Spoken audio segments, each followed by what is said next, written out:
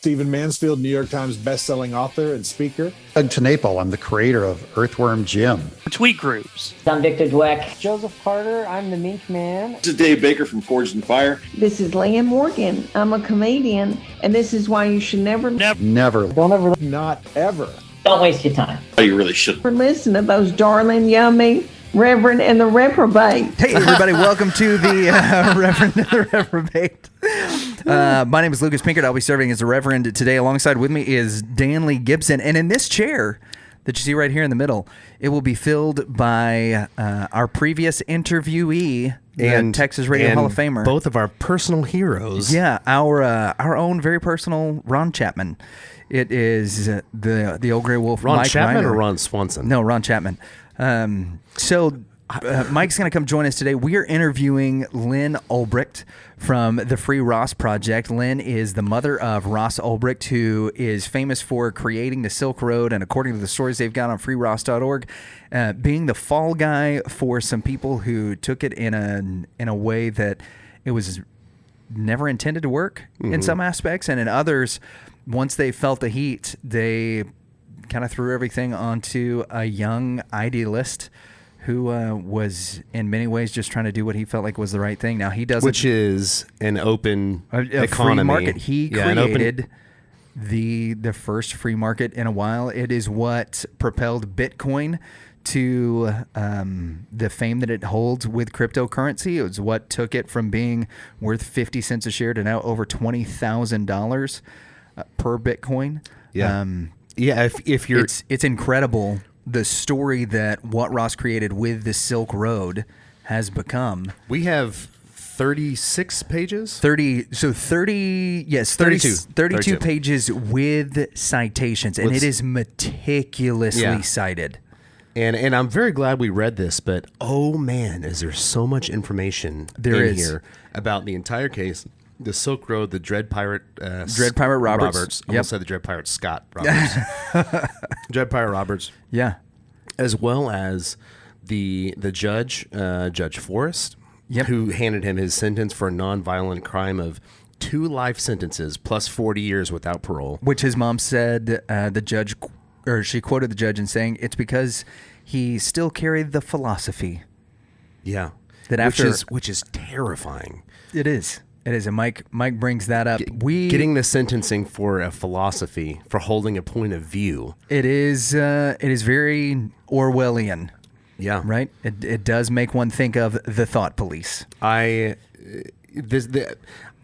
did not have enough time to get into all of the detail in this because there is so much. Well, that is what the after show is for. So as we prep, you get to hear one of the most incredible stories in my estimation, of a mother's love and care and ferocity to take care of her son coming up. And then to kind of fill in some of the blanks in the details, hang out after the interview. We'll talk a little bit about the story itself, why it is one of such interest and such intrigue, and give us an opportunity to kind of debrief a little bit on what all Lyn has done. Make sure that you check out all the links in the show notes. If you want to stay up to date on the things that are going on with the Rev and Rep, like, subscribe, ding the little bell so that you can get notifications, and stay tuned for what I think is probably one of the best interviews we've ever done. Definitely for me, one of the most impactful. Agreed. It is the Rev and Rep with Mike Rhyner. Mike Rhyner. Interviewing the old gray wolf. Lyn Ulbricht. Let us know what you think. The old gray wolf and 2 young pups. Hey, everybody. Welcome back to the Reverend and the Reprobate. We've got a special guest with us today. The man, the myth, the legend himself, the voice of Dallas radio for many years. It's Mr. Mike Rhyner is joining us on a special interview. Thank you for joining us, Mike. Thank you for having me. And pleasure to be here. Today's guest is one that you actually turned us on to back in the days. I was listening, just gotten back, fresh off of a missionary trip from Canada, and was actually getting to listen to the ticket in real time, talking about the Silk Road and the Wired articles that came out in 2015. And our line today is one of probably the most determined women, outside of not just being an incredible entrepreneur in her own right in her previous life, one of the most determined and fierce women that I've ever known or heard of. It is Miss Lyn Ulbricht. How are you, Miss Ulbricht? I'm good. I'm happy to be here with you all. Well, thank you very much for coming on the show. For our listeners who don't know, you are the mom of Ross Ulbricht, who has been tried and convicted, given an incredibly what seems to be in every way, shape, form, and fashion a walking death sentence that she just can't get away from, for starting a website. Can you talk to us a little bit first? Let's talk a little bit about how Ross is doing before we get into everything that involves the Silk Road and what happened there. How's Ross doing? How's he holding up since COVID? We've heard a lot of stories and things that you've spoken on another podcast, but we'd like to know how he's doing first. Sure. Ross is an amazing, exceptional person, and I know I'm his mother, but he really is. I mean, he takes the high road. And he talks about that in the talk I mentioned that was recorded and played to the Bitcoin conference. He is a Christian, and he meditates, and he educates himself, and he writes, and he just uses this time that many people will be very bitter about, and refuses to be bitter, and helps me not to be bitter, and helps me to forgive.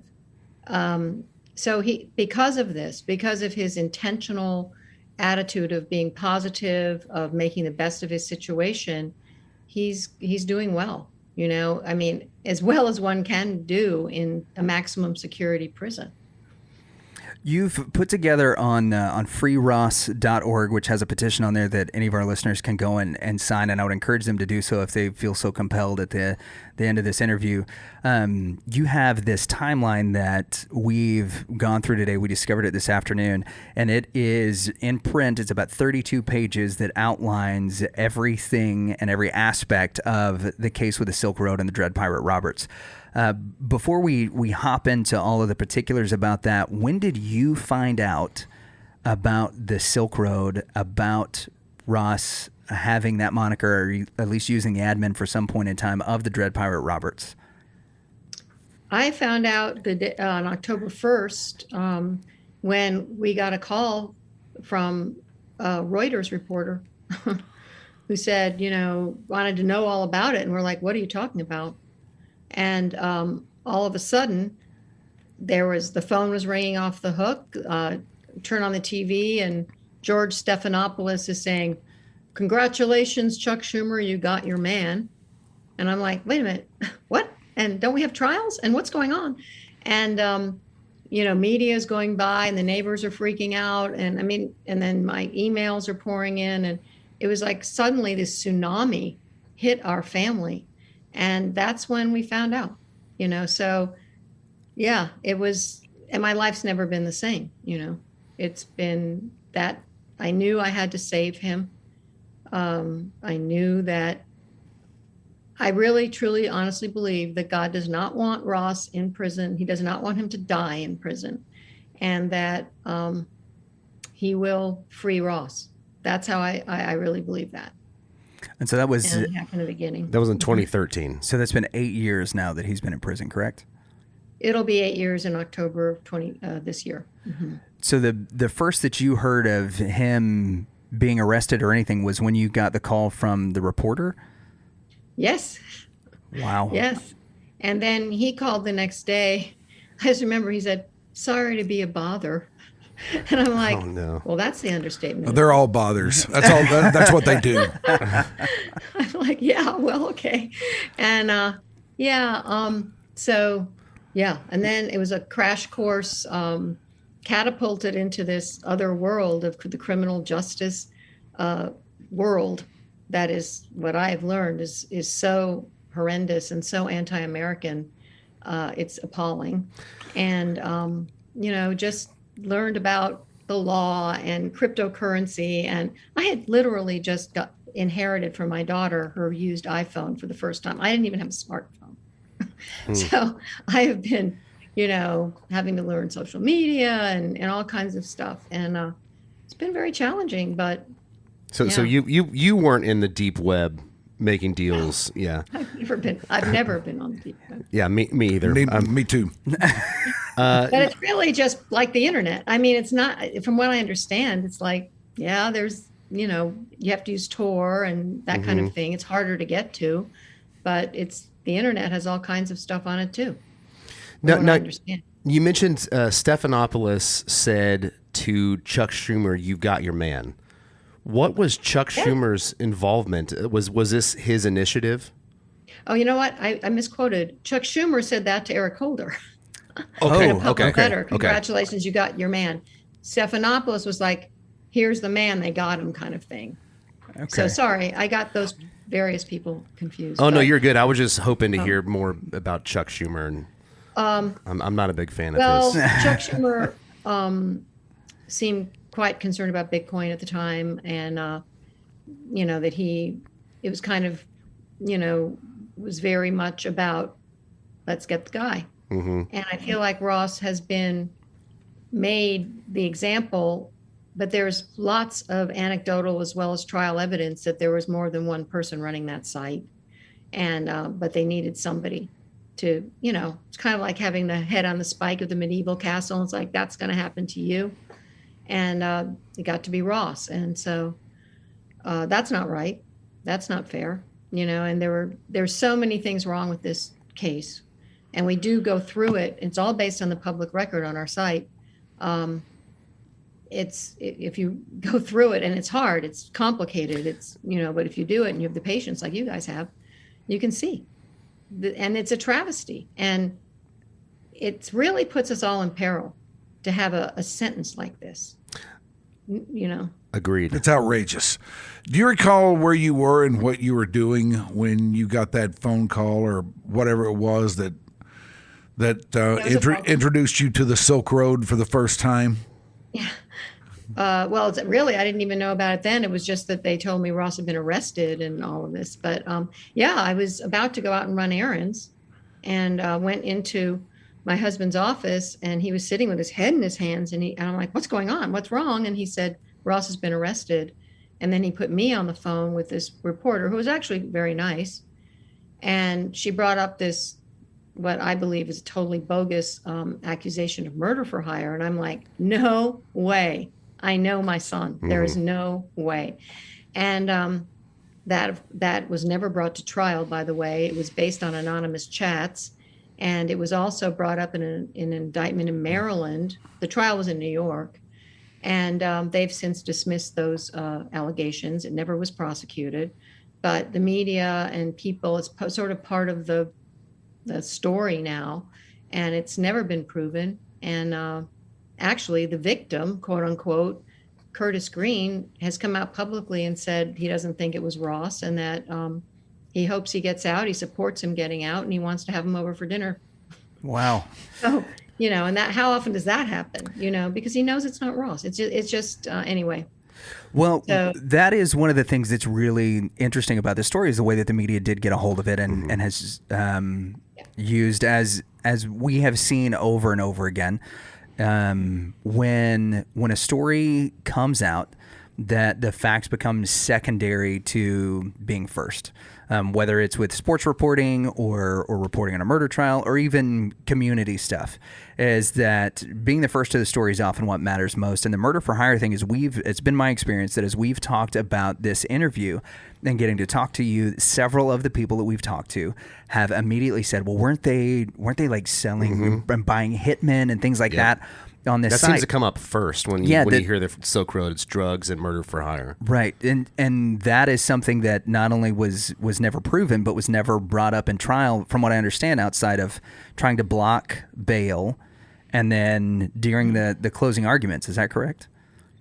Yeah, and just to be clear, the site had a very strict policy of the non-aggression principle and voluntary interaction, and anything that harmed a third party was forbidden. And top admins have told me they would scour the site. So, for example, no, there was no violence and violent services available. There was also no child pornography allowed or stolen property or anything that hurt someone else. Drugs were definitely allowed, mostly user amounts of marijuana. But that was considered a choice between two people. And, you can agree or disagree, but, that was allowed. And that was what his convictions were based on, was the drugs. It sounds like a very libertarian stance. Yeah, it's his libertarian stance. And the interesting thing is the judge said at sentencing, she goes, "We know you started the site for philosophical reasons, not to be a kingpin, not to make tons of money, but for philosophical reasons. And I just don't know if it's a philosophy you've left behind." So basically she's saying, and she thinks it's a troubling and dangerous philosophy, voluntary interaction, non-aggression. And so, but giving people choices, which, we can argue. But so she said, well, I guess I have to put you away for the rest of your life. I have to give you a death in prison sentence. Is that what Ross has never been accused of violence. He has never been accused of any kind of harm to someone, inflicting bodily harm or anything, like he's a threat to anyone. And they gave him that, she gave him that sentence. All because she's hanging judges, like the old time hanging judges. All because she's not certain that he's left this behind. That's what she said. She said, we're not certain you've left this philosophy behind. And I'm kind of like, wait a second. So now in the United States, we're put in a cage because of our philosophy. I mean, that's kind of what she said. I know you didn't. That's why you started that. And that's what's disturbing. Yeah. And I looked into this is Judge Forrest, correct? And she's no longer a sitting judge. No, thank God for justice, what justice we have. He was her 5th life sentence that year. And it was only May. I don't know how. I tried to find out how many she had done in her career. I couldn't find it. So was she like on a once a month quota? She just likes apparently to put people away for life. It's safe to say she likes this sort of thing. Yeah, that's what it looks like. And it's this hard to fathom the mentality, but she a life sentence. It used to be, they were rare, very, very rare. And when I was growing up, you had to be a mass murdering maniac to get a life sentence. I mean, at the Nuremberg trial, they didn't get life. It's become way too common, and it's really a problem. And it's been since the drug war. There's people serving life for marijuana right now. This seems, and you've really done an amazing job of taking on sort of the prison reform and looking at it in a different light. But this seems like one of those things that you don't become passionate about until it affects you. And I think that's an unfortunate thing for most of our inmates that are in this kind of situation. What would you say to our listeners and our viewers that haven't been affected by this? What things should they be paying attention to, or why would you tell them that this is something that they need to start looking into or getting involved with? Yeah. And of course you forget about prisoners. They're buried, they're out of sight. You don't know about it or think about it. I mean, I was guilty of that myself. Once you're in it, and once you meet the families and you see the children who are being abused, essentially, they're being broken. They come into the prison and they have a "I love my dad" T-shirt on or whatever, so excited and crawling all over them and so happy, and then they're torn away, and this child is shattered and crying and statistically probably going to end up in the same place. And it's like a huge monstrous machine that's just weaponized against people, to have these kind of sentences that are just destroying families. And I had one mom say, and a lot of these are inner city people. They're people who life is hard anyway. And she said, my kids were getting straight A's and all of that. They were doing really well. And now everything's falling apart, our whole family. And I can tell you myself, it's so hard on families, and it's a human rights crisis. We are the biggest incarcerator on the planet. This is the land of the free, and this is wrong. And it hasn't always been this way. And if people can, I'm trying to, bring this to people's attention. Ross wants to too. He said in that talk, I'm not the only one. There are many thousands of people being kept in prison that way beyond what they should be.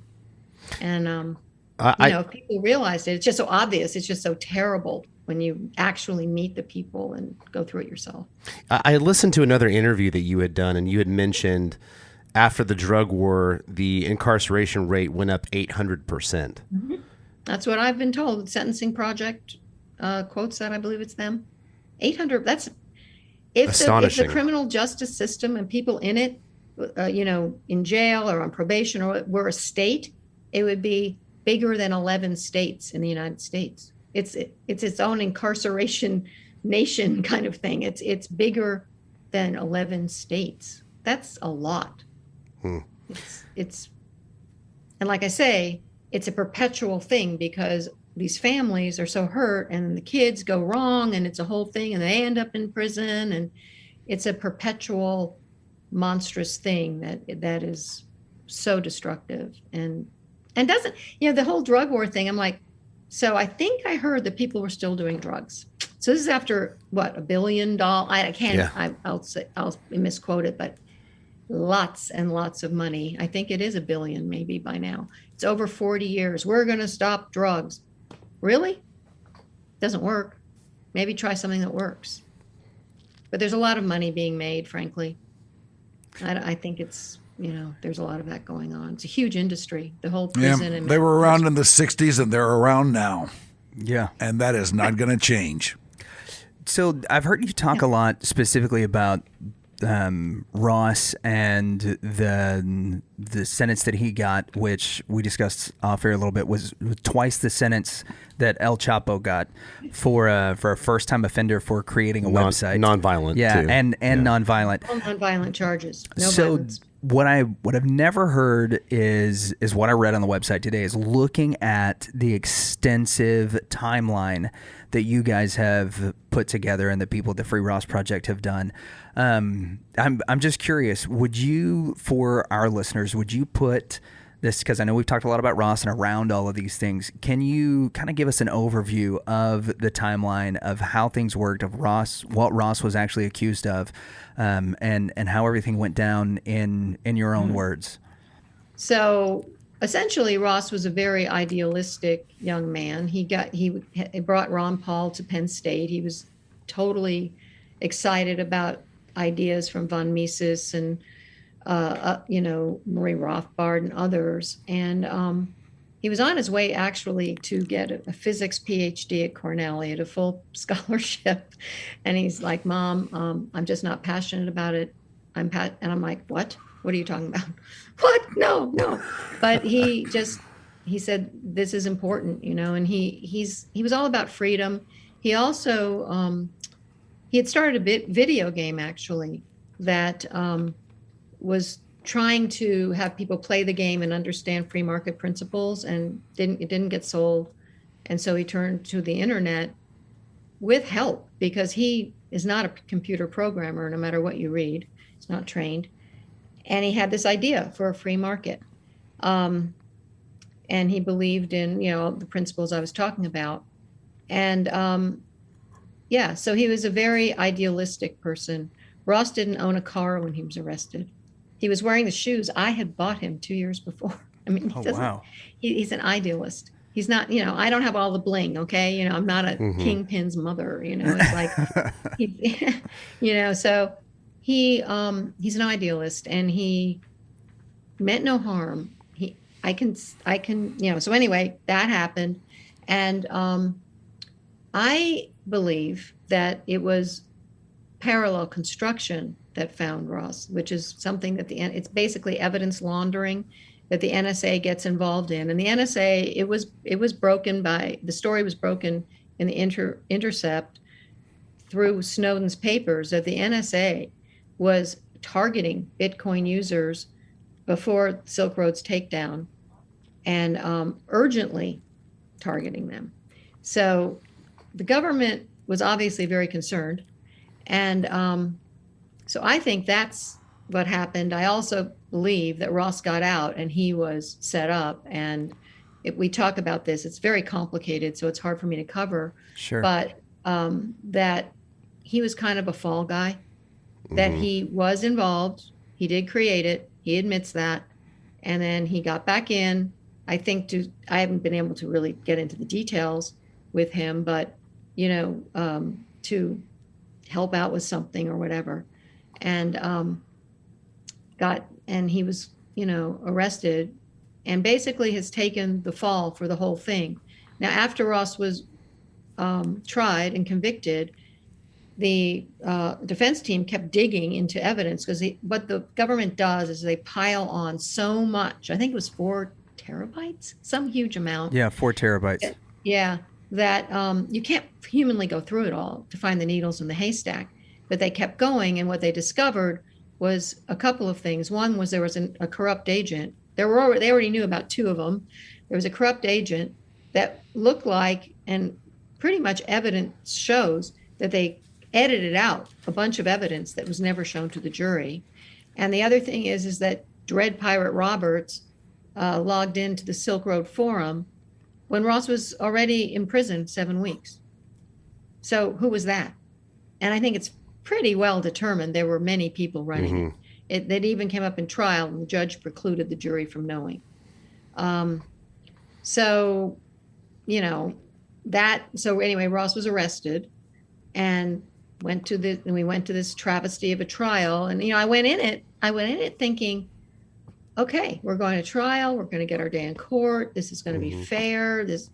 And I left thinking, oh my God, if you go to trial, the odds of you having justice are so slim in our country now. And it's really disturbing. It's really upsetting. And this is why 98% of people plea, because prosecutors threaten them and pressure them. And I've talked to people who said, I pled guilty to things I never did because they told me if I went to trial, I would lose and I would get way more time. And so that's our system now. Prosecutors run the courtroom. And now that I've been through it and the sentencing, I'm like, wow, the defendant has no chance.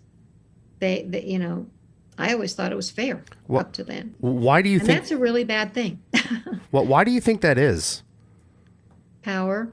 I think that the criminal justice system's been weaponized, it looks to me like, our rights are being eroded.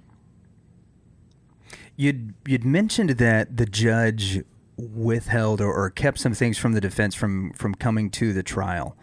And we mentioned that the judge was known as a hanging judge, that she had given 5 life sentences already in May, where she gave 2 to Ross. What kind of evidence did she prevent from coming to trial that you think would have been beneficial to the defense?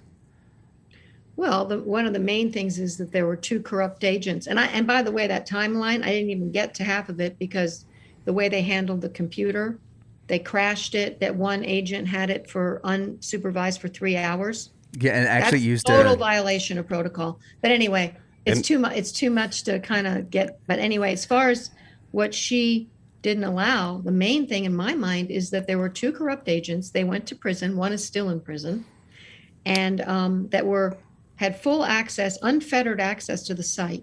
They could even act as DPR without DPR, whoever DPR was at the moment, because it's fairly well established there are many, would even know.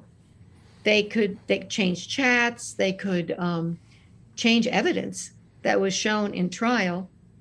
And the murder for hire that was submitted to Maryland was submitted by one of these corrupt agents. And this is supposed to be valid. And this is. Oh, sorry. Go ahead. I'm sorry. This is Force and Bridges. These are the 2 agents? Sean Bridges and Carl Force. And Force is out. Bridges, I believe, has got a few more months to serve. And actually, Curtis Green says, I'm not afraid of Ross getting out. I'm afraid of them getting out. Wow. So, and he was the one that they had pretend to be murdered. And he's got a lot to say. But so there was all kinds of shenanigans. And I think there was this 3rd corrupt agent, but that didn't even come up at trial. But these guys, we fought, not we, but our attorney, and fought to have them known to the jury. And the prosecution was like, no, we can't let that happen because they're still under investigation. That would tip them off. Well, the truth was they were already tipped off. They had been interviewed by law enforcement. And we were like, fine, do your investigation, then we'll go to trial. Well, no, you have a right to a speedy trial. We're like, we want a fair trial, not a speedy trial. And she said, no, okay, you don't have to, anything to do with them, anything mentioning them was not allowed. So the jury never knew that the whole case was corrupted by these guys who could plant anything on the site. And then that was used for evidence. Yikes. And there's also, it's very apparent and pretty well proven, I think it is proven, that they could plant anything on a laptop too. I've had people who are experts in it say it's child's play to do that.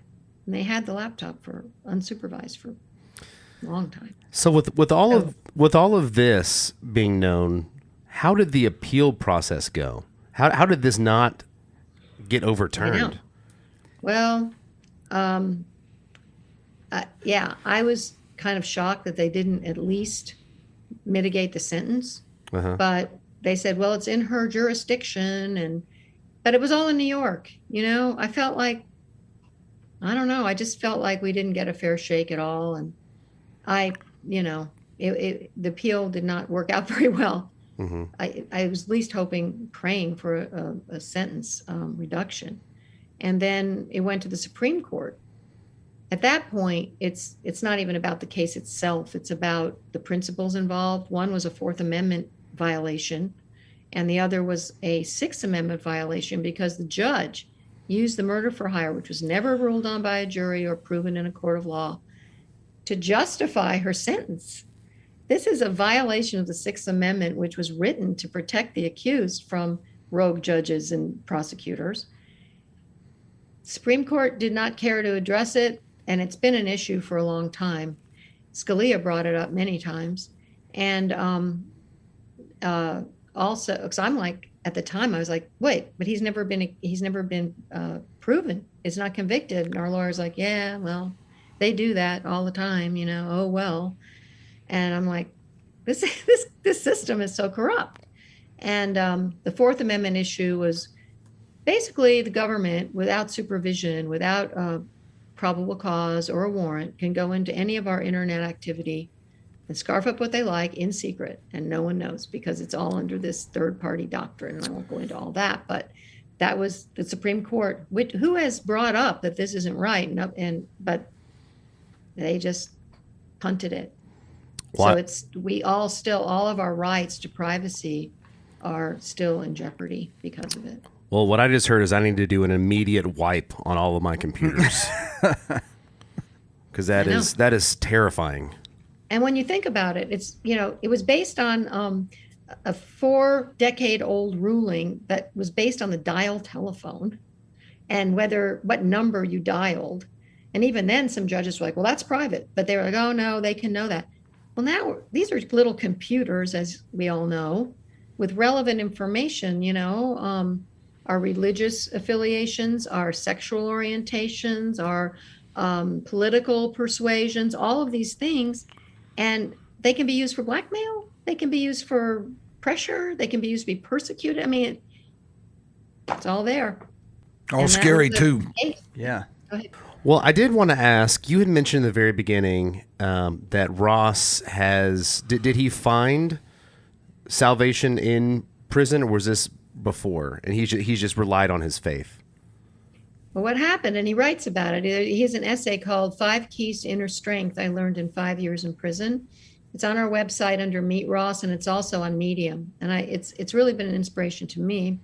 So I became a Christian as an adult and didn't raise my children Christian, but they became Christian. And but then he's a physicist, he's a scientist, and he started, this isn't rational, that kind of thing, and was struggling.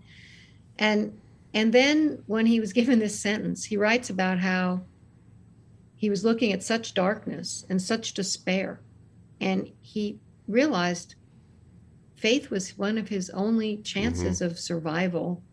And out of that came, renewed faith and renewed, faith. And I have remained faithful. And I honestly believe there's a purpose for this, that I believe that there's a reason that I and Ross and our family are in this, because maybe it can bring some kind of light to what's going on. But at the end of it, I want him out. I want him to be able to work for justice, criminal justice reform from outside the cage. Has he mentioned, because I had heard that was something, I mean, obviously he's in this situation that he's in injustice. Do you know if he got out tomorrow, what would he do with criminal justice reform? How would he start? Is that something you're aware of? Yeah, well, he talked about it in this recent talk. I'm sure he would want to speak out, and help people. We're actually working on having a fund, raising money, not for Ross's thing only, but for prisoners, to help prisoners, because there's so many people suffering in there, so many families. And it's a interesting project that's coming up, you'll hear about. And I don't know what he would do. I'm sure he would speak out about it because he feels really strongly about it, because he knows them. He's seen so many people who are so unjustly, I mean, maybe initially you could say, well, they needed to be corrected, as if it's correction. Well, I don't see how it's, I think it's more of a criminal training ground, frankly. But, but the sentences just go on and on. And essentially, a lot of them are virtual life sentences, even if they're not officially life sentences. And it's just too much. Mm-hmm. But each person in prison is a little moneymaker for a lot of people, a lot of tax money, a lot of, funding. So is there anything more you can do? Do you have any cards left to play, or what happens now? I mean, this just absolutely makes no sense. He's going to be in there as long as he is, and I just wonder where that leaves you as far as what you may pursue. Yeah, and it's daunting, I can tell you, but there's only two avenues for relief. One is called a habeas petition. It's kind of a Hail Mary that a lot of people do. We're going for it, but frankly, like I say, it's a Hail Mary, but you never know. But whether he would be released, I think it'd be more like potentially, hopefully, they'd reduce the sentence at least. But really, what I've been focusing on is getting clemency and a commutation from the President of the United States. That's so, I've networking with people who can maybe help and can see the injustice and talk to other people. And the other thing is having a movement. We have almost 500,000 signatures on our petition. Please sign and share it. And you don't even have to think Ross is a good person. It's just that sentence should not be in our system. It's just wrong. Double life plus 40 years for a nonviolent first-time offender, young guy. Yeah, okay, he made a mistake. I wish I could rewind the clock, and he does too. But life, a death in prison sentence, this isn't right. And this is un-American, absolutely. And so I'm hoping and praying that, our president will see the injustice, that we'll see that it's, that Ross should be commuted, at least the sentence reduced. And that it's not only good for him, it's good for precedent. This sentence now sets a horrible precedent where future sentences could be double life for you. He got it. You can have it. And, that, and then it hurts others, and that this sentence being corrected actually helps people. So just have to keep trying and hope to get the ear of people who can help us. Not just for Ross. Again, it would correct a lot of things. This isn't right. Yeah, we've done a lot of talking about the sentence. What was he actually charged with? Because there are two charges that are talked about in several of the articles that I've looked at. One for creating the Silk Road, and the others, you've mentioned this kingpin charge. And I know the kingpin charge carries with it a minimum sentence of 20 years, as you guys have outlined. What is the actual charge that he was convicted on? Is it something that's on the books, or is this just something that they've convicted him against with what you consider and you outline is potentially a huge lack of evidence? Yeah, no, there's specific convictions, and we line them out and on the site. And again, hopefully I won't get this wrong, but essentially the exact wording, but essentially it's for trafficking narcotics is because people on the side, he's being held responsible for what other people did. He's not being accused for selling drugs himself. And in fact, the biggest drug seller on Silk Road is out. He got 10 years and got out after 7 years because of COVID. And then other huge drug sellers got, 5 years, 3 years. And then just recently, the guy who was the programmer behind it, who actually made it happen, just got 8 months in the Southern District of New York. And I'm like, what? And Ross has double life. Plus the guy, Blake Benthal, who made a copycat site, which was, according to the government, identical but bigger, never got any prison time at all. So, this discrepancy in sentencing is really bad. It's really actually illegal. And but he was accused of trafficking drugs, and then they put on the kingpin charge when he was offered, we're going to offer 10 years to life. There's no ceiling on it. It's not like 10 years period. Of course he would have taken that. And there's some misconceptions out there about this, but this is accurate. It's in the record. But we're going to recommend life to the judge. And Ross was advised by his lawyer, well, that's a bad deal. Don't take it. We'll try trial, which I don't think that was great advice looking at it now, because now I know how unfair trials are. But so they said, and then when Ross said no, they added the kingpin charge, which has its own life sentence. So the drug trafficking was life, the kingpin was life, as if a website host is a kingpin, like El Chapo or Pablo Escobar. And then there were 3 other more minor ones they threw on there, like hacking software. It was never proven that anybody was hacked by software from Silk Road, but it certainly wasn't proven that Ross hacked anybody. It was just that someone put software up there that could be used to hack computers. And each of those, there was false IDs and money laundering, because people exchanged US dollars for Bitcoin. So she stacked those on there. And so that's the 40 years. Wow. So those are convictions that the jury found him guilty of. But it was the whole thing was just. That's crazy. I don't know. You can go into a lot of details about that trial. It was just a travesty. Well, you'd mentioned that you had tried to get the attention of the president, that a commutation seems like the best route that you guys have outside of this Hail Mary. I know you had tried to get the attention of President Trump, and in January of this year, there was a lot of hope that President Trump would commute the sentence. That didn't happen. Is there something that happened in the breakdown of communication there? And do you have more hope that the current administration might give you guys an opportunity for clemency and commutation? I don't know everything that happened. We were all very hopeful, very, very hopeful. And it was devastating, frankly. It was just kind of like, oh my God, what am I going to do kind of thing. But and we do have hope. We always have hope. And as Ross says, as long as there's life, there's hope. We are not going to give up hope.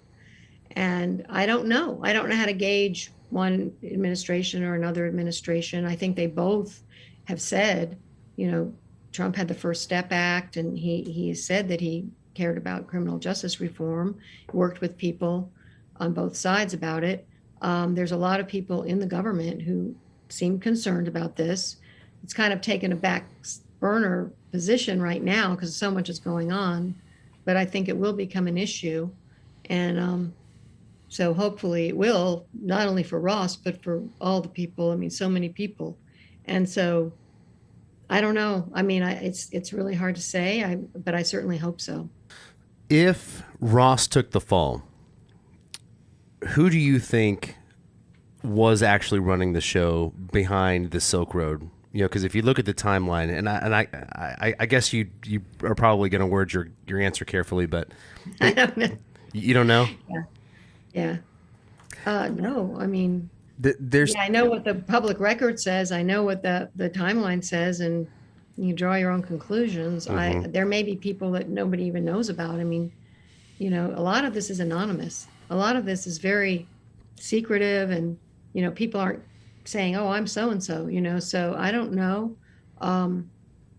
There's someone named Thomas Clark who's been arrested, who says that he was, I believe he says that he was running the Silk Road, or at least part of running the Silk Road, I believe. I don't quote me because I'm just not sure of exact words, but basically that he was very involved. And I think he was the person that Wired interviewed.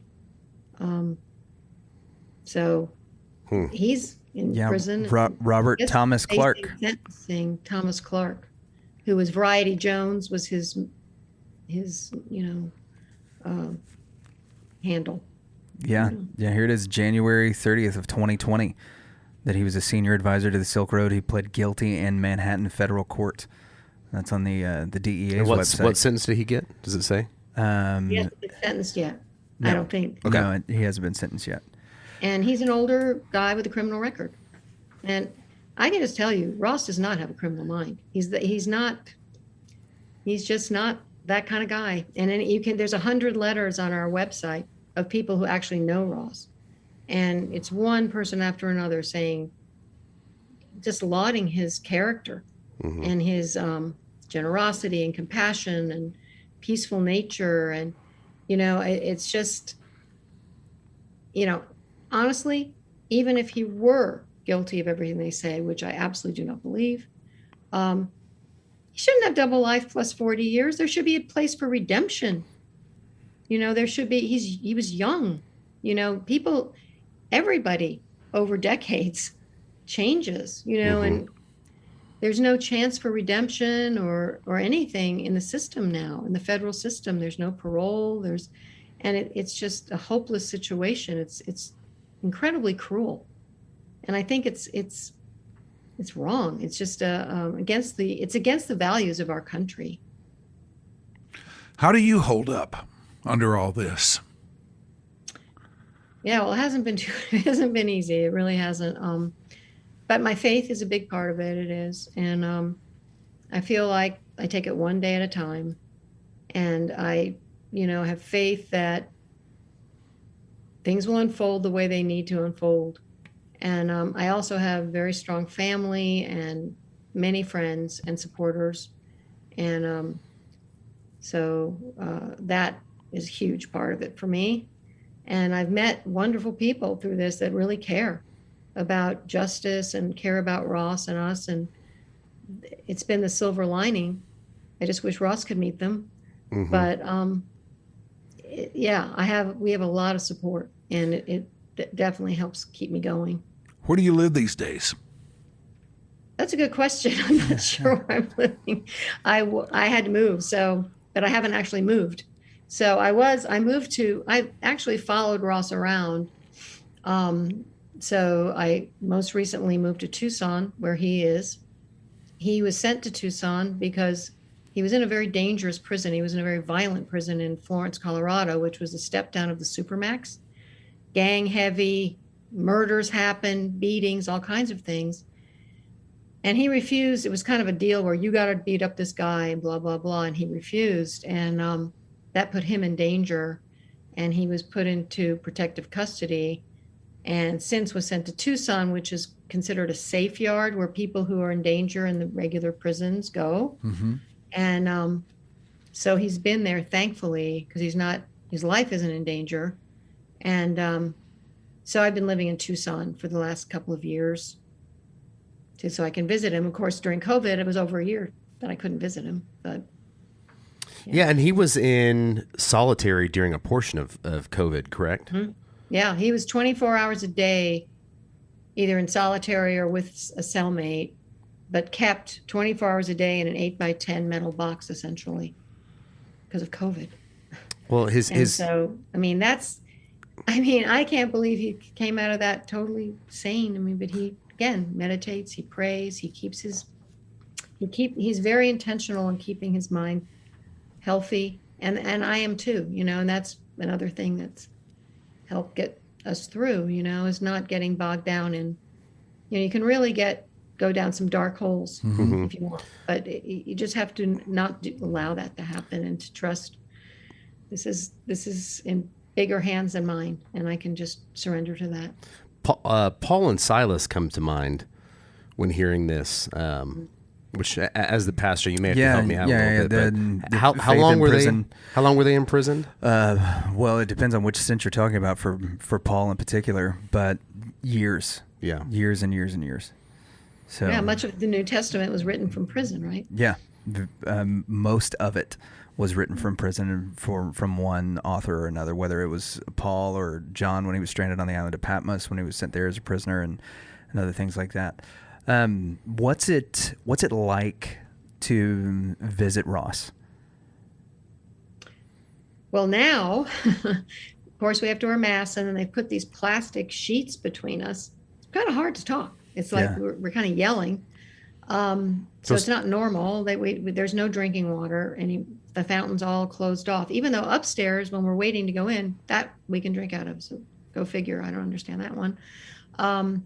No, it used to be vending machines so we could get food. No food. It's still always great to see him. You know, under normal visiting, we could hug when he came in, and when he left, we could get, food and snacks and water, and and it was just, we were opposite each other in chairs, probably about 6 feet apart, and can talk.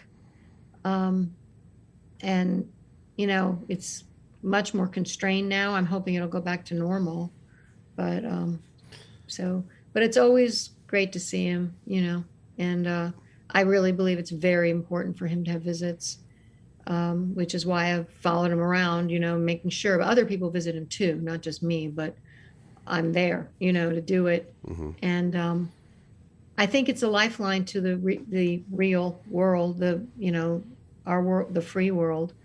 And a lot of prisoners don't have visitors. They don't have letters. Their families have disowned them. They have nothing. And so I just, feel like it's so important for them. Can anybody who wants to visit Ross do so? No, you have to. There's this rule. You have to have known him before he was arrested. Don't understand it. Really? I don't know why. Is this a blanket rule for anybody, or specifically in a max prison? Oh, it may not be in other prisons. I don't know. I haven't looked into that because he's in a maximum. Okay. So, but it's weird because I'm kind of like, I don't understand it. I don't even understand the logic. But for me, when my saying with the prisons is, why ask why? There's a lot of things don't make sense to me. So. Including the plastic sheets, you said, is instead of glass? Well, that's to protect us from COVID. Yeah, but can you see through it? A plastic? I'm picturing a wavy sheet that you can barely see through, but no, it's like a shower curtain, plastic, like a shower curtain kind of thing, and it's stretched so you can see, but it's kind of hard to, and it's got I don't know, it's very hard to hear, right? That's so bizarre. And you've got a mask on, so you're trying to talk and be heard through the mask and the plastic sheet. It's by the end, you're like, gotta get some water.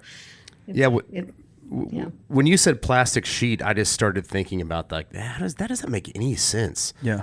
No, plexiglass, glass. There's plenty of other things I would use, but I did want to ask. You mentioned that he spoke at the Bitcoin 2021 conference. How did that work out? If he gets, what is it, 15 minutes? Is it a week that he gets? No, he gets 300 minutes a month. Okay, so unfortunately, he doesn't have email like other prisoners. We're trying to get it because it's an internet crime, and even though it's a closed system, whatever. So he hasn't had email all these years, but he is allowed to speak to journalists if they're on his list, his inmate call. And it was 2 calls, I guess, that he did an interview, and then Bitcoin Magazine broadcast the interview. So he was heard. It was over 10,000 people at that conference, but it's on the internet. Good. Actually, if you go to Bitcoin 2021 on YouTube and put in his name, it'll come up. And it's quite moving. He's very sincere, very emotional. And a lot of what he says, and he repeats it, is, I want you to understand what it means to lose your freedom. Because he doesn't, people don't really get it. It's hard because we've all been relatively free. And he kept saying, he repeated that many times, and he told personal anecdotes of things that really impacted him, and talked about fellow prisoners and how important it is that we need to do something about all this. And he talked about Bitcoin, since Bitcoin was, the conference. But, for Ross, Bitcoin was about the freedom and the monetary freedom that it helped people who are unbanked, who are under oppressive regimes like Venezuela, things like that. It's like he, again, an idealist. And so anyway, it's good. It's about 25 minutes long, and he really spoke powerfully. Well, we want to be respectful of your time. We know that you've got other things to do than just talk to us. But it's been a pleasure, really. Well, thank you. I've got one a kind of personal question, and we can, if it's something you don't want to answer, we can certainly cut it out. But as a mom, you've got a daughter, you got a husband when all of this happened. What is keeping the family together? What is keeping your family connected look like, not just during the crisis of the trial, but now? No, it's been very impacted. And my daughter is a lifeline to me. It's been really tough with my husband and me. We're all Christians, and we all have faith. And, it's just, I could just say that for families, it's really hard. It's kind of like losing a child, but they're not lost. So you keep trying to save them. Right. And, it's been very tough, and it's stressful, financially. It wipes you out financially, and that's a stress. And it's just, it's more than I ever realized it would be. Yeah. Have there ever been any moments where you felt like giving up? Yeah. Let me think about that. There have been moments when I'm like, I don't know like after January, where he didn't get commuted, I was like, oh God, I've got to start over. It's like, this is unbelievable. I can't give up. I've actually never thought I'm just going to give up. I can't do this. I'm going to go to the beach, or I'm going to pursue my bliss, or whatever it is. I can't do that because I can't live with myself with Ross rotting in prison. I just can't do it. So actually, no, I never have. I just figure I'll keep trudging along as best I can, and try to, and just keep going until I can't go anymore. But I hope God keeps me healthy and alive long enough to succeed. I just cannot accept him dying in there. I just can't. I would not be able to either. I mean, putting myself in your shoes, I have a son. That would be unacceptable. I cannot believe this has happened. So I can't either. Sometimes I wake up, I'm like, oh yeah, this is really true. And the thing is, how could I go be happy or fulfilled knowing, like, my son is rotting in a cage? It's the curse of being a parent, but it's the way it is. Yeah. Let our audience know where they can go to support Ross and continue to be part of this. Yeah. freeross.org is our hub. On the homepage, there's all about the discrepancy in sentencing. There's a widespread support page on there, which has many prominent and eminent people, as well as, just lots of different kinds of people on there saying this is wrong. We have, governors and leaders and all kinds of people who are saying this is totally wrong. This has got to be changed. We have, like I mentioned, the 100 letters from people who know Ross. There's video of Ross and pictures, and just to get to know him. But there's a lot of information. It's pretty dense. Yeah. But you don't, do what you want, as far as you want to go. But you can keep going. It's some pretty interesting information. And the part that's all based on the public record, it's called Silk Road: The Real and Untold Story.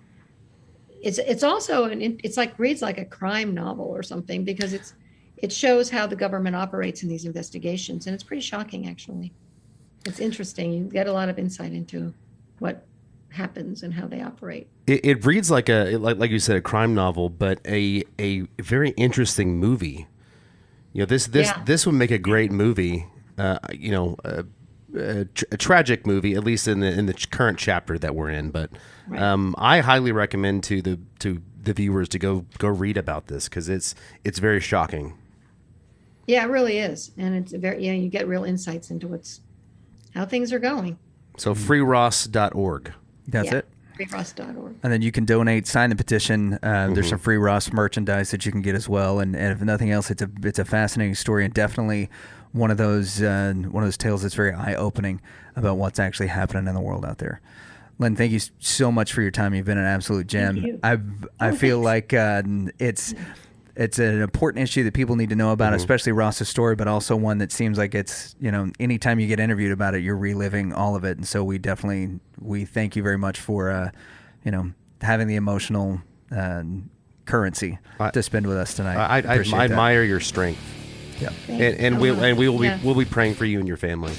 Oh, thank you. Really appreciate that. Thanks, guys. Really appreciate it. It's been really nice talking to you. Lyn Ulbricht. Lyn Ulbricht. Wow. I feel like whoever makes a movie out of this is definitely going to win an Oscar. Oh, no doubt. And first, I mean, there's a lot of details that go into winning an Oscar, but first is a incredible story, and this is such an incredible story that you get lost in it. You really do, and I want to get in depth as much as we can into the story because this is, if we do the whole thing, we might have to split this up into 2 episodes, right? Where we just give the story of what everything's about, or do something at. Who knows how this is going to turn out when it gets through to the editing process. But before we get into that, I do want to give just a huge thanks to Mike Rhyner for coming out here. He's the one that brought awareness to the story to me back in 2015 when they started to cover it. It's been absolutely insane seeing everything that's come out of this story, which started off as a what's on Mike's mind curiosity, and now has come to such a place that it is the object of our intrigue right now, without a doubt. And so thanks very much to Mike. You were incredibly gracious to give us your time and to be the star of the interview. So outside of Lyn herself. So big thanks to Mike for coming and doing that. So let's get into the story. We started with Lyn to give kind of a high level thing. Well, first off, scaling back. Hold on. I think Mike nailed it. Pre-interview, I had asked him, I said, how do you summarize this? And he just said, you don't. Which is true. Yeah. Yeah, you really, in so many words, you really can't. And so because the details matter, and there are so many details. There are so many players in this. It's not as simple as Ross Ulbricht starting the Silk Road and then allowing, there was a lot of things in the media about murder for hire, how much money was being ran through it. And it turns out that when it went to trial, they dropped the murder for hire because there was absolutely no evidence for it. Yeah. But in addition to that, there are all kinds of corrupt players that are pretty well documented that have gone to prison. There was 2, which we brought up in the interview. Force and Bridges were 2. I don't remember if they were DEA. They were DEA and Secret Service agents. Yeah, that were involved in the Silk Road and attempted to cover it up. They were involved in at first, they were involved in the investigation, obtained warrants so that they could They brought their guy in against the wishes of the lead. I forgot his name again. Hold on, I'm just going to leave it here. It is Juryagan. Yeah. He did not want any tips. Right. That the United States government was looking into the Silk Road. They went in behind his back, got a warrant, brought in one of the guys, I don't know if he was an admin, but he was one of the guys of the Silk Road. Flipped him. Got his admin access, left the interrogation room and logged in and moved money around. Yeah, and what happens in all of this, and I don't want to get too bogged down in the details. And I should say allegedly because I don't really know exactly what I'm talking about. I've just after a lot of reading. This is everything that they have is documented. It has been brought up in court cases, and a lot of this. And Lyn talks about this, and we got to talk to her a little bit off the air about Juryagan in particular because he never felt like it was Ross. Yep. And when pressed about that on the stand, he was told at first he could answer questions, and then over the weekend, the judge came back and said, "We're not going to allow this line of questioning anymore." And it was one of several things that she did not allow that would have had the potential, at the very least, to have planted doubt in the mind of the jury as to what was going on. So let's talk about Lyn in particular, and then let's get into as much of a high level as we can about this, because this is, on the one hand, it's a rabbit trail, right? And there's 9,000 rabbit trails. Yeah, and on the other, if we were to just do, and maybe we do it as a bonus episode, who knows how the end of this is going to play out. If we just took it and sat here and read it, it is a riveting story. Like, the audio book of the 32 pages that we just read is enough to keep me completely enthralled by everything that's going on. I mean, it almost feels to me like it should be a separate series or video series or something for us to go into all of this, and that after seeing or listening to it, that our listeners should come back and say, okay, okay, let's go back and listen to what Lyn had to say and why it's so important. Questions. So the biggest thing that Lyn wanted to communicate, and we talked to her about this at the very beginning of the interview, is the way that her son was sentenced was not only incredibly unfair, but also it was a punishment that was way beyond the crime. She talked about the person who started Silk Road 2, got no time, which was a larger enterprise than the one that Ross started. She talked about the largest drug dealer on the Silk Road only got 10 years and only had to serve 7. He's already out of prison. The 2 government agents who were prosecuted against, one of them is out, the other is on his way out. They were actually the guys that did murder for hire. Ross Ulbricht, at the age of 26, 27, somewhere there, got sentenced to 2 life sentences plus 40 years. And he got this really odd kingpin charge that was put up against him, which is not something that even seems like it's applicable.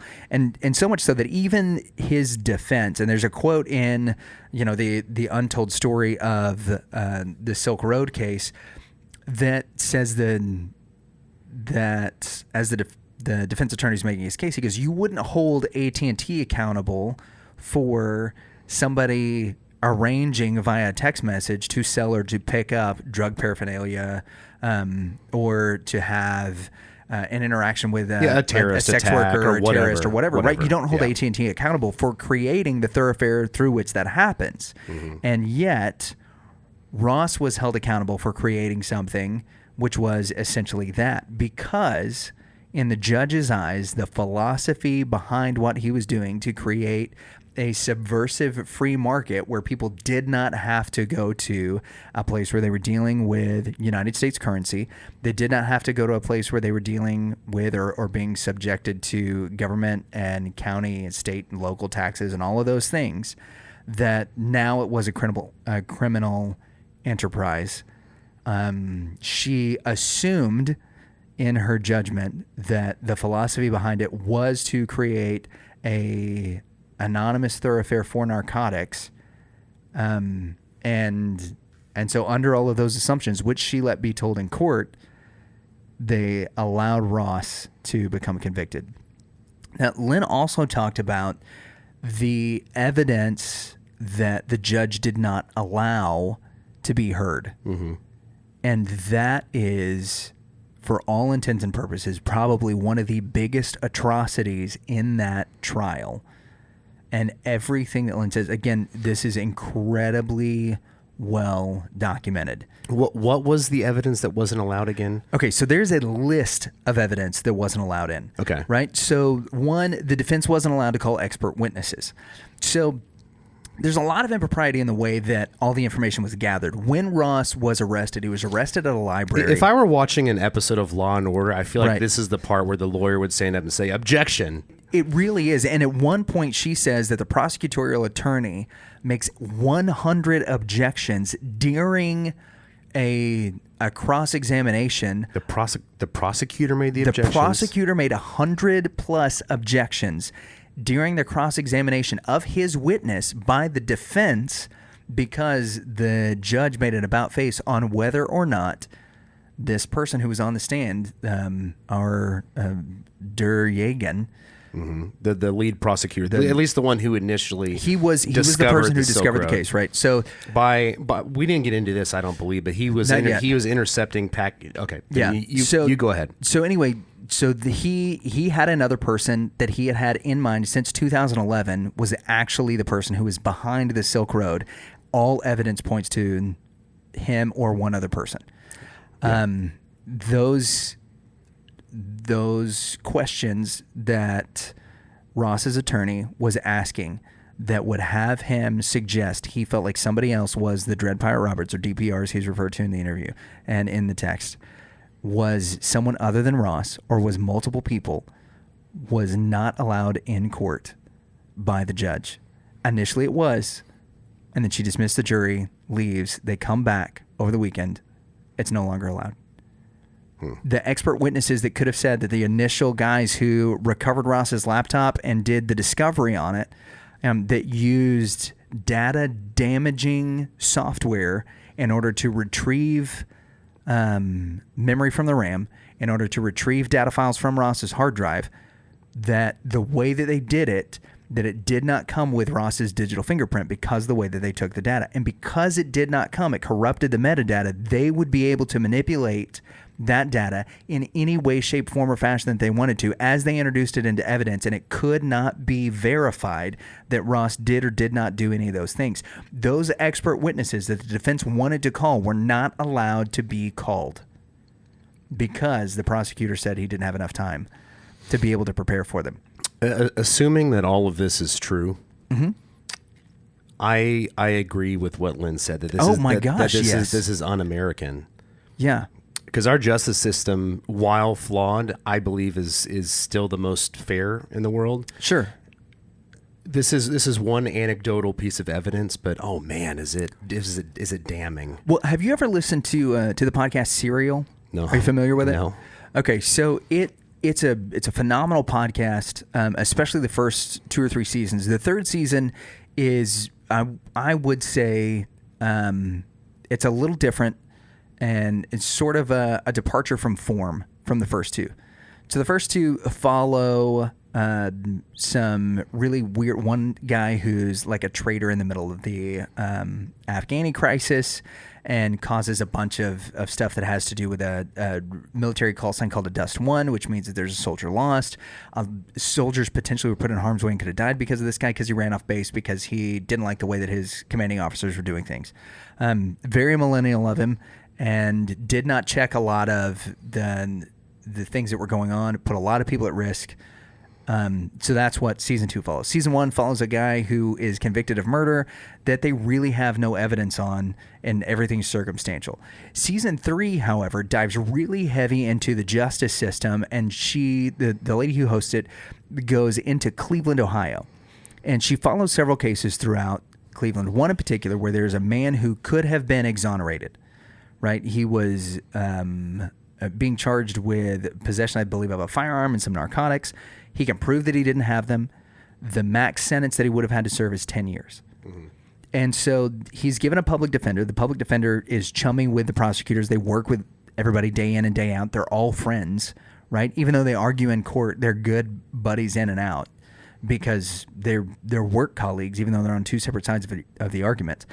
And so even though the defense attorney knows his client didn't do it, and he could probably prove that his client didn't do it, the prosecutor knows that he can probably prove that this guy didn't do this crime, that he didn't have these things on him at the time.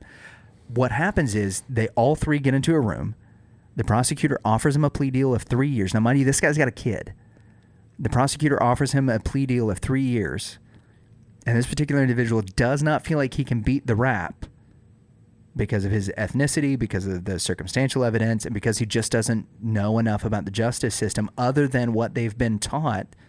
And what they've been taught is, and I'm not just saying this about a particular group of people, I'm talking about those people who are around people who have been incarcerated of all ethnicities, of all demographics, and of all socioeconomic statuses, right?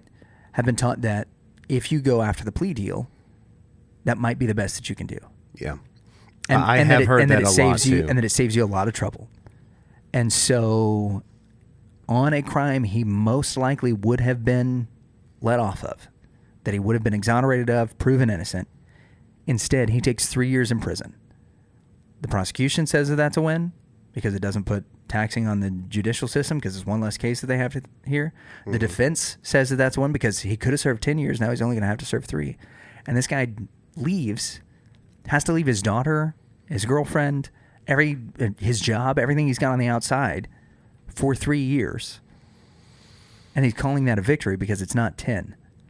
A victory is when you're proven innocent, but that is the sort of flawed nature of the justice system. And what Lyn was talking about in particular, about how there was this charge for drug trafficking, right, which would make eBay a drug trafficking site. USPS.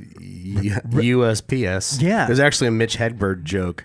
About the FedEx guy. The FedEx guy doesn't know that he's my drug dealer. Yeah, but he's the best drug dealer because he's always on time, right? Like that's the whole joke. So it would make FedEx, it would make eBay, it would make all of these other sites, the drug dealing sites. And if you don't think that eBay is a drug dealing site, I would tell you right now that if you are a Canadian citizen, you cannot get an over-the-counter vitamin called DHEA. DHEA is a very simple, right. It's a very simple hormone supplement that is given to men and women. It's something you can buy over the counter freely in the United States. Mm-hmm. It is illegal to sell in Canada. It gets you super high. It does not. No, it does. No, it doesn't. No, it's it doesn't. A stupid vitamin. That's really all it is. It's a hormone. I think, there's right? a lot of people that consider it a performance enhancer, so it's outlawed by the NCAA and some other organizations. But that said, you can't get it in Canada. However, if you were to order it from eBay US and you put in a Canadian postal code, they will send it to you. So eBay is a dealer of illegal substances. Mm-hmm. That would mean that eBay and the proprietors of eBay, the stockholders of eBay, everybody involved with eBay should be under the same scrutiny, and PayPal too, because now PayPal and eBay are the same entity. PayPal too should be under the same scrutiny that Ross is under, because they have now allowed themselves to be drug traffickers. Yeah, because he created a platform just like eBay. But when Ross didn't go for that plea, because they knew that the evidence against them was so weak, they trumped on the kingpin charge, which is where he got the second life sentence. And that's when all of the things that the judge disallows, and why she in particular, Lyn mentioned Chuck Schumer, because this became a political trial. This was the first thing that had to do with cryptocurrency. It was a dark web trial. And so everybody wanted to focus on the dark web and that things were being exchanged, but it was based on the non-aggression principle. And I will tell you that if you look at, and there are just endless amounts of people, especially people that identify as libertarian and their political affiliations, that have gone through transaction by transaction, because all this stuff has been made public, and shows that there is nothing that would lend anyone to believe that the non-aggression principle was not violated, that a third party was ever harmed by anything that happened, which means that there was no murder for hire, there was no child pornography, there was nothing violent. The weapons were very rarely, if ever. She referenced it was mainly personal uses of marijuana, which those were the primary transactions. Is now legal in many states, right? And if it's not legal, it's decriminalized in many states, right? So if you're caught with it, they give you a traffic ticket and tell you to go home. Not 2 life sentences plus 40 years. Plus 40 years. No, that's not what they pinned on him, was use of personal marijuana. But all of that to say, it all is absurd. They felt like there was enough evidence to exonerate him, and yet when they get into the case, because it had become so political, because it was so polarizing, it had so many nefarious ties to it with the dark web and all these things, and we'd never heard those terms before this particular case was brought up in 2013, that because it has all of this mystery and just sort of ominous nature to it, he gets the maximum that he can get. They hid from the jury. This was one of the things I thought was so fascinating. They hid from the jury the sentence that could be given down to Ross so that it wouldn't influence them to let him off. And because he was a kid. The judge even says that when Ross's family enters, Ross is not allowed to look at or smile at his family. And this was put into, this was an act that was asked for by the prosecutor. The prosecutor asked the judge, don't let him smile at his family because I don't want the jury to see him as anything more than the criminal that he is.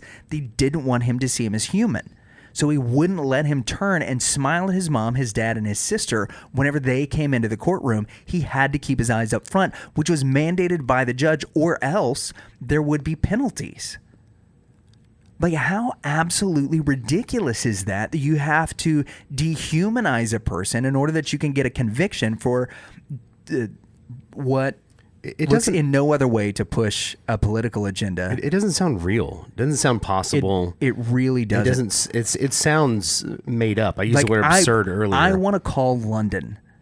And say, look, I've got your next movie. I've got your next drama. Well, there needs to be a script, but like we've got 32. We got a 32-page start. This is it, right? This is the outline of it. Yeah. And if you want to talk about a story that's got espionage and intrigue and everything else, and it's tied into one of the most just impactful stories in all of the 21st century so far, Edward Snowden is the one who in 2015 publishes that he knows that there was an urgent what did she say? An urgent investigation of anybody that was using Bitcoin because the U.S. government didn't know anything about it, which went all the way back previous to the Silk Road.